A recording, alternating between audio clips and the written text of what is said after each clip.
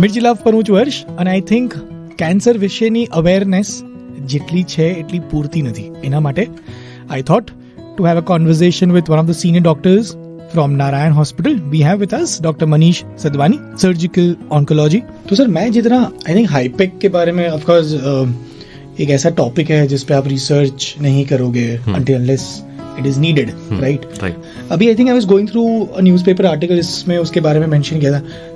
थोड़ा कॉम्प्लेक्स है उसका फुल फॉर्म. सम हाइपरथर्मिक इंट्रापेरिटोनियल कीमोथेरेपी है. कीमोथेरेपी, हाँ. आई थिंक जितना मैं जब वो आर्टिकल पढ़ रहा था उसमें ये भी लिखा था कि काफी कॉम्प्लेक्स ट्रीटमेंट होती है और maybe it's just a myth. हाईपेक में हाइपरथर्मिक मतलब कीमोथेरेपी विच इज गरम थोड़ा. इंट्रापेरिटोनियल इज पेट के अंदर का लाइनिंग.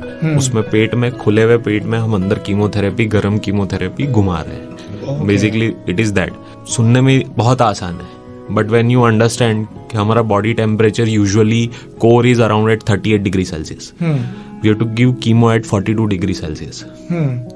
अब जैसे ही 42 डिग्री सेल्सियस की कीमोथेरेपी अपने बॉडी में जाएगी, और बॉडी एज इन वो अब्जॉर्ब करेगा हीट एक्सचेंज होगा, तो हमारे बॉडी का कोर टेम्परेचर बढ़ेगा. अगर वो हाइपरथर्मिया में चला गया तो इट विल एंड. मतलब 39-40 लाइफ कांट बी सस्टेन्ड. तो बेसिकली ये करने से पहले हमारे कोर के बॉडी टेम्परेचर को हमें 32 डिग्री सेल्सियस तक ले जाना होता है. तो उसके लिए एक तो एनवायरनमेंट हम एकदम चिल्ड आउट ओटी थिएटर रखते हैं. फिर आपने जो सलाइन ड्रिप्स देखे होते हैं वो हम कोल्ड फ्रीजर में रख के दूसरे दिन वो एकदम ठंडे वाले पेशेंट को चढ़ा रहे होते हैं.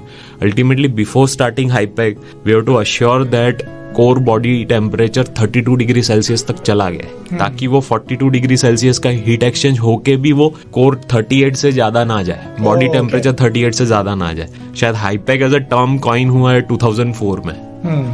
2004 to 2025 we are 21 years in this, and ऐसा नहीं कहेंगे we have cracked everything. So अभी just around ovarian cancers, just around peritoneal malignancies हमें काफी कुछ पता है अराउंड ऑफ दिस हाईपेक. अभी it is in nascent phase हम कहेंगे. 21 साल पुरानी ट्रीटमेंट है, very new I would say.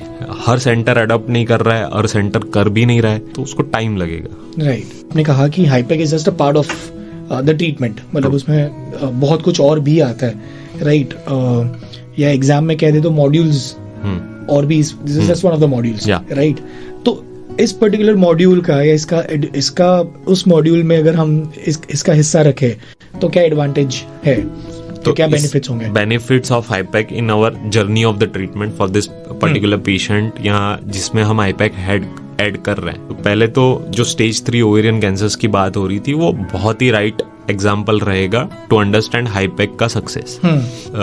Stage 3 जो कन्वेंशनल मेथड से हम कर रहे थे treat, sandwich therapy of chemotherapy, surgery, chemotherapy, which had 5 year survival of 30%. It gets almost double. 60 to 80% लोग 5 years से ज्यादा सर्वाइव करेंगे अगर उनके सर्जरी CRS के टाइम पे वी आर एडिंग हाईपेक ऑल्सो. सो एडवांस कैंसर्स में वी आर एक्सट्रापोलेटिंग हाईपेक, जहाँ पे इसको हम 5 year सर्वाइवल को बढ़ा सके. सो सक्सेस की बात करते हैं तो कई पेशेंट्स या उनके रिलेटिव्स जब भी पूछते हैं कि सक्सेस, तो आई जस्ट आस्क देम कि what is your measure for success. ये है कि भाई ठीक हो जाएगा, फिर मेरे को डॉक्टर के पास भी नहीं आना है, कहीं नहीं आना है, तो मैं एक गलत डॉक्टर हूँ आपके लिए. आई वुड से मेरे लिए सक्सेस का मेजर यही रहेगा कि हम कितनी लाइफ एक्सटेंड कर सकते हैं, क्योंकि ये परसेंटेजेस में बात होती है. अराउंड 60-80% की मैं बात कर रहा हूँ जो 5 साल से भी ज्यादा जी रहे हैं. उनमें से 40-50% ऐसे होंगे जिनको कैंसर दोबारा कभी नहीं होगा. बट वो मैं हर पेशेंट को तो नहीं बोल पाऊंगा कि आपको दोबारा कैंसर कभी नहीं होगा. So this also needs to be understood कि we try to maximise the benefit for the patient, but वो सक्सेस का मतलब ये कभी नहीं रहता है कि कैंसर दोबारा नहीं होगा. Thank you so much for your time.